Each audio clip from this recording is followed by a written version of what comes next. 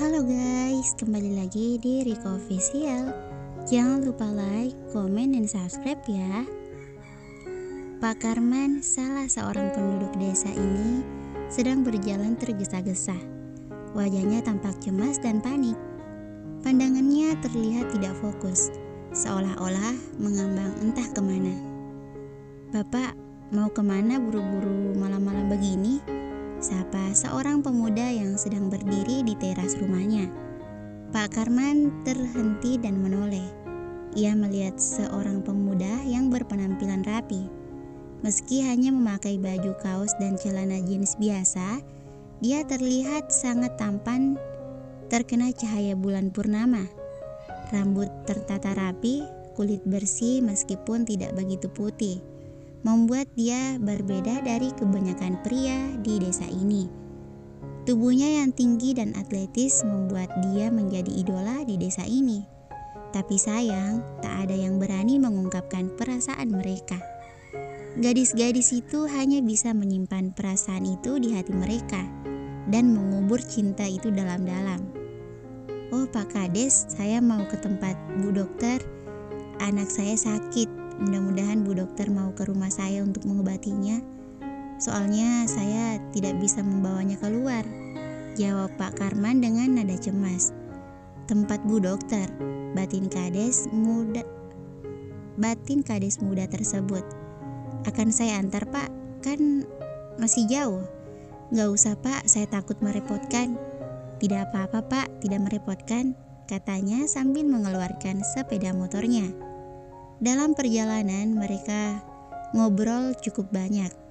Salah satu permintaan Pak Kades adalah agar Pak Karman memanggil namanya saja.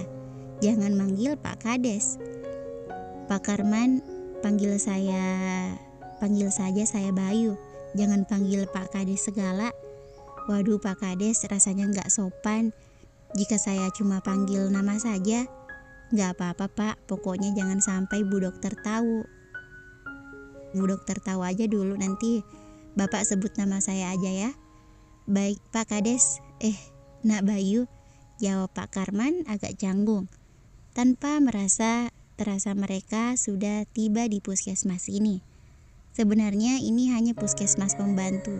Puskesmas induk berada di pusat kecamatan yang berjarak hampir 10 km dari pustu ini. Berkat bantuan dari Bayu, waktu tempuh menjadi lebih cepat 15 menit. Dengan tergesa, Pak Karman masuk ke dalam, sementara Bayu mengikutinya dari belakang. Setelah memarkir motornya dan dari jauh dia dapat melihat gadis cantik dalam ruangan itu. Dengan sungguh-sungguh mendengarkan penjelasan Pak Karman. Gadis cantik dengan senyuman yang lembut ditambah lesung pipi kecil yang membayang di pipinya. Entah kenapa hatinya berdebar. Dia sering melihat gadis cantik waktu kuliah dulu, tapi dokter muda ini begitu berbeda. Senyum tulus yang menghiasi bibir mungilnya menambah kecantikannya. Rambut hitam sepanjang pinggang yang diikat ekor kuda menambah imut wajahnya. Tubuh tinggi dan langsing membuat dia seperti seorang model. Mata Bayu berbinar menatap gadis itu yang sedang sibuk menyiapkan peralatan yang akan dia bawa. Sampai-sampai dia tidak sadar Pak Karman yang telah berdiri di sampingnya dan memperhatikan wajah kades mudanya ini. Dalam hati Pak Karman tersenyum dan berpikir ternyata kades mereka masih sama seperti pria lainnya yang bisa terpesona pada wanita. Begitu Claudi keluar, dia kaget. Ternyata Pak Karman tidak sendiri, ada seseorang yang menemaninya. Hatinya sedikit bergetar karena melihat pria ini. Bukan karena wajahnya yang tampan, tapi karena ada wibawa dalam diri pria itu. Entah itu berasal dari mana. Lagi pula dia baru pertama kali melihat laki-laki itu, karena pria di depannya ini tidak pernah menjadi pasien gadungannya seperti beberapa hari belakangan ini. "Pak, siapa dia? Apa putra Bapak?" tanya Claudi sopan. "Oh, bukan Bu Dokter, dia kan Perkataan Pak Karman terputus karena Bayu memotong pembicaraannya. "Saya Bayu, Tetangga Pak Karman, jawab Bayu tenang sambil tersenyum tipis. Tapi senyuman itu dapat tertangkap oleh mata Claudi dan membuat hatinya semakin berdebar. Nak Bayu, biar bapak saja, jalan kaki saja. Tolong antar Bu Dokter ke rumah bapak. Oh jangan pak, biar saya naik sepeda. Lagi pula sepedanya mempunyai lampu kok. Tolak Claudi. Gini aja, biar bapak yang bawa sepeda. Bu Dokter dengan Nak Bayu kan bisa cepat memeriksa anak bapak. Soalnya bapak khawatir, kata Pak Karman mulai cemas. Baiklah kalau begitu pak, kami duluan. Yuk bay, ajak Claudi pada Bayu. Mendengar ajakan itu, dia sedikit merona, karena tak ada gadis di desa ini yang mau memanggil namanya seperti itu. Akhirnya mereka berjalan lebih dulu agar lebih cepat sampai di rumah Pak Karman. Dalam hati, gadis muda itu bergumam sambil tersenyum. Pak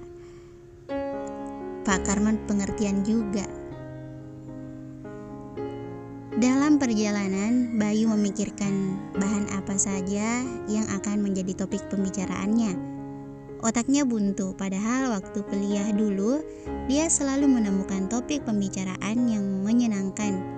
Mungkin karena pekerjaannya selama ini, dia jadi pribadi yang serius, karena begitu banyak yang harus dia lakukan untuk desa ini selama beberapa tahun ia menjadi kades. Desa ini dulunya adalah desa tertinggal.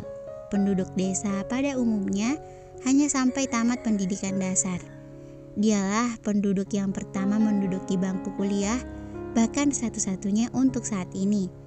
Semenjak dia menjadi kades, dia mewajibkan semua anak-anak bersekolah mengusahakan pendidikan paket AKF, paket A dan B bagi anak-anak yang tidak melanjutkan pendidikan.